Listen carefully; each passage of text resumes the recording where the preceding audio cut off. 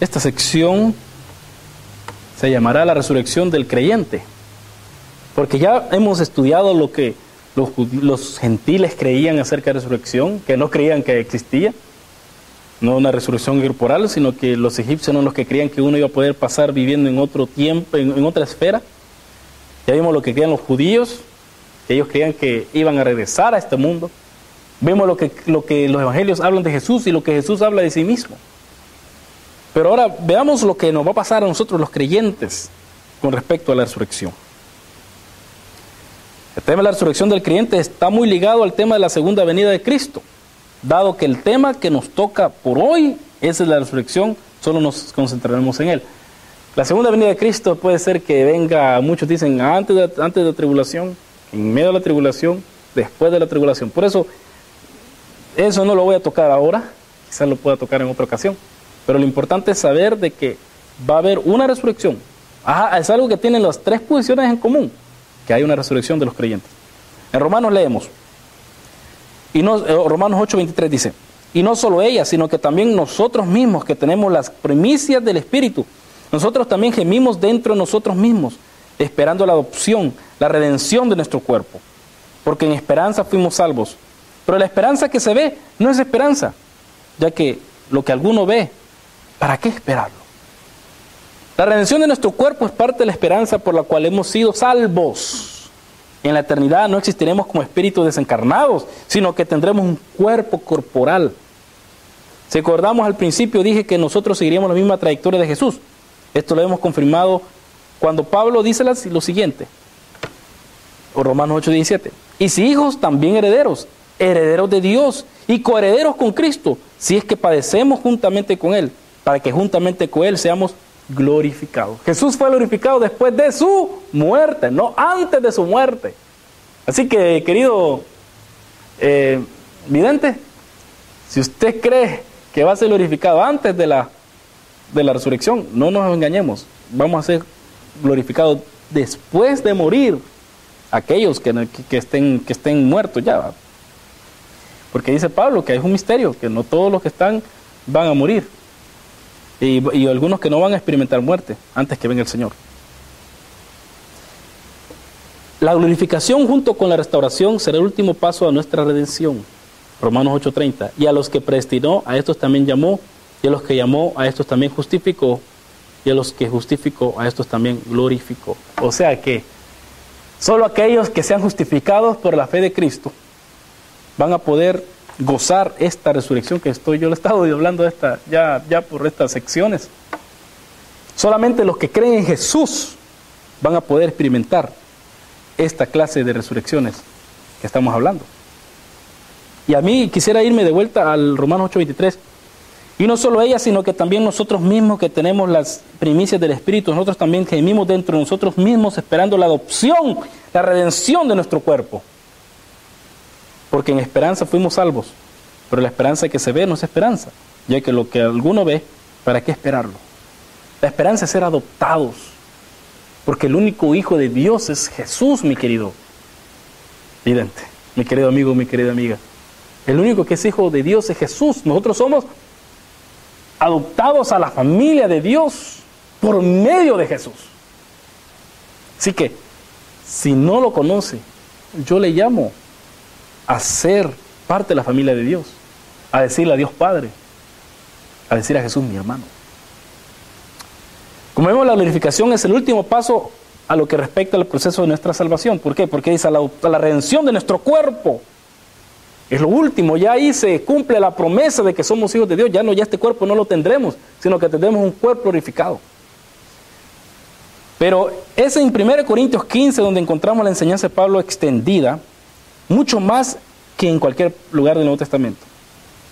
Pablo está respondiendo a la mala enseñanza de que los muertos no resucitan. 1 Corintios 15:12 dice así: pero si se predica que Cristo resucitó de los muertos, ¿cómo dicen algunos entre vosotros que no hay resurrección de los muertos?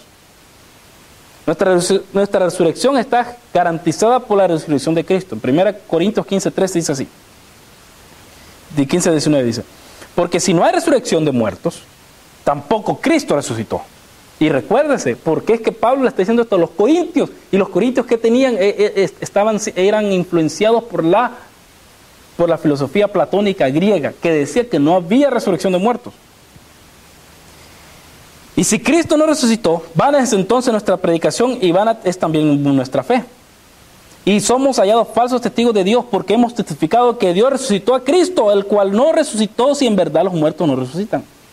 Si los muertos no resucitan, tampoco Cristo resucitó. Y si Cristo no resucitó, vuestra fe es en vana, aún estáis en vuestros pecados. Entonces también los que murieron en Cristo perecieron. Si solamente para esta vida esperamos en Cristo, somos los más dignos de lástima de todos los hombres. Así que nuestra resurrección está garantizada porque Jesús resucitó. Si creemos que somos salvos por fe, pero fe en un Cristo no resucitado, nos engañamos a nosotros mismos. 1 Pedro 3:21 dice así: el bautismo que corresponde a esto ahora nos salva, no quitando las inmundicias del cuerpo, sino con la aspiración de una buena conciencia hacia Dios, mediante la resurrección de Cristo. Es mediante la resurrección de Jesucristo que obtenemos la conciencia buena hacia Dios. Pero solo si Jesús está resucitado de entre los muertos. Si Jesús no ha resucitado entre los muertos, no podemos tener nada de esto. Por lo tanto, como ya Pablo mencionó en el versículo 17 de 1 Corintios 15, si Jesús no resucitó, entonces nuestra predicación de Jesús es algo falso. Y por lo tanto no podemos darle dicha esperanza a aquellas que nos oyen. Quiere decir que yo no puedo estar parado aquí o predicar en una iglesia diciendo Jesús es rey si Jesús no ha resucitado. Después de seguir explicando la necesidad de la resurrección, Pablo en el versículo 35 de 1 Corintios dice esto: pero preguntará alguno, ¿cómo resucitarán los muertos? ¿Qué cuerpo vendrán? ¿Con qué cuerpo vendrán? Lo enfaticé en el estudio anterior. Aún después de la muerte nosotros tenemos conciencia de lo que hicimos antes de morir. Y para eso vaya a oírse a los podcasts de Luis Jovel, notasteológicas.net. Ahí están los podcasts y usted puede oír ese estudio. Igualmente cuando resucitemos, o sea que vamos a saber lo que está pasando. ¿De dónde me baso a decir tal cosa? Pues en las apariciones de Jesús después de su resurrección mencionadas anteriormente. Porque mucha gente dice, pero cuando resucitemos ya no nos vamos a acordar de nada. No es así. Mire lo que ya quedamos claro que Jesús, todo lo que pasó Jesús lo vamos a pasar nosotros. Veamos lo que dice la Biblia. Pero igual veamos lo que dice la Biblia y no meramente lo que se nos enseñan, las aspiraciones de muchos. Recordemos que Jesús cuando resucitó, Él se acordaba de quién era su madre, quién era su padre, de quién eran todos los que estaban con Él.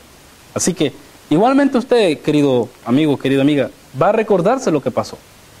Sigamos, pero igualmente Pablo usa una analogía para enseñar lo que estaba diciendo. 1 Corintios 15, 36 dice: necio, lo que tú siembras no vuelve a la vida sino muere antes. Y lo que siembras no es el cuerpo que ha de salir, sino el grano desnudo, sea el trigo o de otro grano. Y Dios le da del cuerpo que Él quiere y a cada semilla su propio cuerpo. El trigo que se siembra como semilla cuando nace se deja de ser trigo, aunque transformado. Lo mismo en los versículos siguientes, donde se habla de sembrar cuerpos en corrupción y se resucitan en cuerpos de incorrupción. La falta de seguir esta secuencia en el pensamiento paulino ha llevado a muchos a pensar que en la resurrección olvidaremos toda nuestra vida pasada. Porque si usted siembra un grano de mostaza y le sale banana, no hay una secuencia ahí. Pero si usted siembra un árbol de mostaza, un árbol de banana, le va a tener que salir banana. Solo que en otra forma, ya no va a ser un granito, sino que va a ser un árbol grande donde va a ser muchas bananas. Guineos. Así pasa, le doy una secuencia. Ha llevado mucho a pensar que la resurrección, uno se olvida todo de la resurrección. Si esto fuera así, entonces el juicio de todos tendríamos que comparecer después de la resurrección. Mire, si fuera así, el juicio que todos tenemos que comparecer, según Romanos 14, versículo 10 al 12, y 2 Corintios, capítulo 5, versículo 10, sería sin sentido, dado que no nos recompensarían o acusara de que se nos está acusando de cosas que no tenemos recuerdo, conocimiento. Imagínense que esté el Señor, le digo, Luis Jovel, te voy a condenar por tal cosa. Y yo, pero Señor, yo no me acuerdo de nada. O te voy a recompensar, pues si yo no me acuerdo de nada, yo no me recuerdo lo que hice. Tenemos que tener un conocimiento tenemos que saber lo que pasó en nuestro pasado, porque entonces nos están injustamente juzgando.